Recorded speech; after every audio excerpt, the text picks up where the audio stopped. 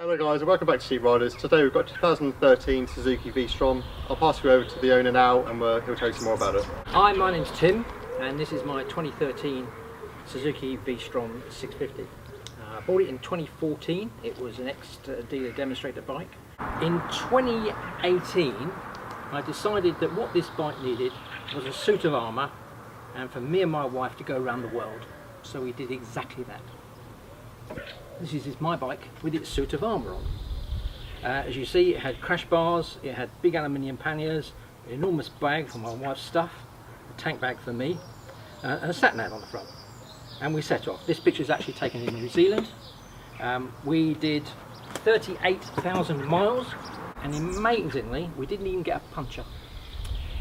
This bike has 7,500 miles service intervals and we always made sure it got serviced at a dealer, so I've got some interesting stamps in my service book.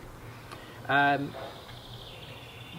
are dealers around the world that service these engines, so you never have a problem if you choose a Japanese bike and decide you want to go off around the world about getting it serviced at sensible prices.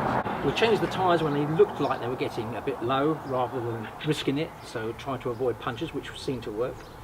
The great thing about this bike, apart from its reliability, is its comfort. This is the standard seat. I've replaced it because the other one got very tatty, but I'm replaced it with another standard seat. But the two of us were sitting on this thing for up to 17 hours a day, some days. We had a TomTom sat-nav, which covered most of the world, but not all of the world. For the bits that didn't cover, we bought a local mobile phone and strapped it to here with some bits of inner tube and downloaded some offline maps. Would I ever sell it? No, not never. Would I replace it with have something else? I can't see the point. I still love riding this thing today. We did 38,000 miles going around the world, and I couldn't think of anything better to do it on. We came across other people with very expensive branded bikes who were carrying spare parts because they knew they would fail. And they said to me, "What are you carrying?" I said, "An oil filter." I said, "I haven't used it yet." They always have them. And they said, "Well, what's gone wrong in it?" "Nothing. It's a Suzuki. They don't go wrong." It's got a lovely V-twin 650 engine, really smooth, no vibes in the mirrors.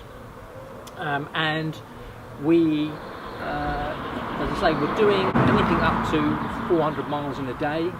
We try to do it half that, but some days you just had to.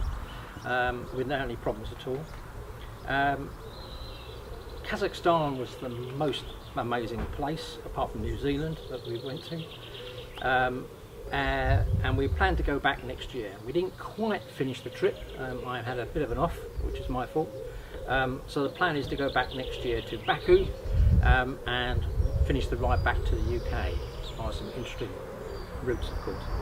This is the second generation one. I like this one the best because it's the more road orientated looking one. It doesn't look like it's trying to be some other off-roady type bike.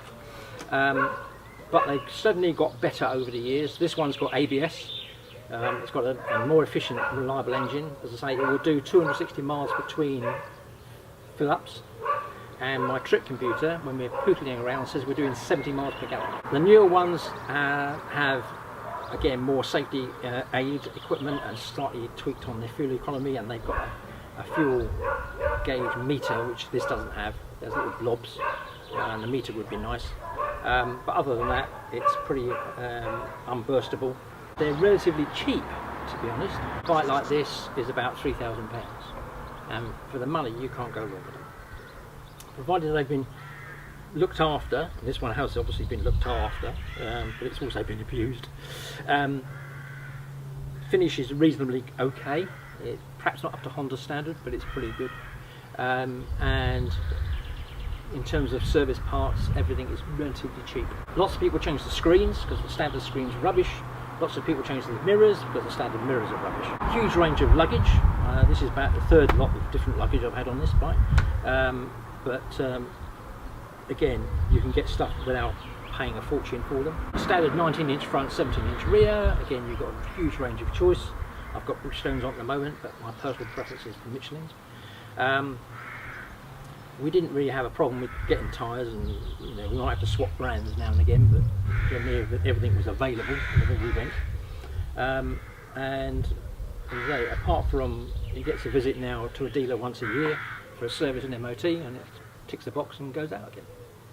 A thoroughly amazing bike, and one which, when we set off, we thought, well, if it gets us back in one piece, it'll be fine. We were expecting to sort of trash this thing and have to dump it and fly home, and of course it survived.